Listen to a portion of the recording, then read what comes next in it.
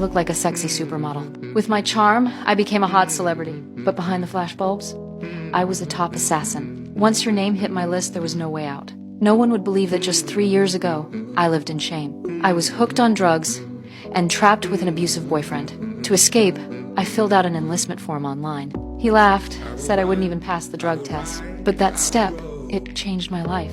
The next night, I came home from buying groceries and found a stranger waiting in my apartment. I knew he was dangerous. But instead of screaming, I just sat across from him. He calmly screwed a silencer onto his gun. The moment my boyfriend walked in, the man shot him dead.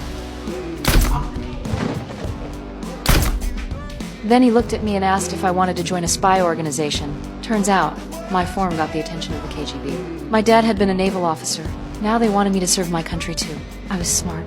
I was beautiful. The perfect assassin. And honestly, I had no choice. My first mission? Kill the man in the photo and grab his phone. They handed me a pistol and said a car would be waiting out back in 5 minutes. I walked into the restaurant, scanned the room, locked eyes on my target. I aimed at his chest and pulled the trigger. Click. Nothing. The gun was empty. Before I could react, a bodyguard grabbed me by the throat, lifting me like I weighed nothing.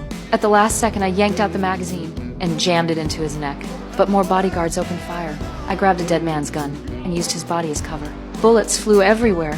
When I ran out of ammo, I smashed a plate across another man's neck. Blood everywhere. Finally, I spotted the phone, but the target wasn't dead.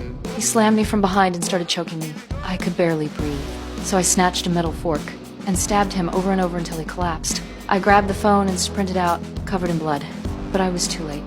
The car had already taken off. Back at headquarters, I slammed the phone on my boss's desk. I demanded to know why the gun had no bullets. Was this some kind of setup? He just looked at me and said, "You should have checked your equipment." "That wasn't a mission. That was your test, and you passed." From then on, I moved to Paris as a model. But in the shadows, I became Russia's deadliest assassin.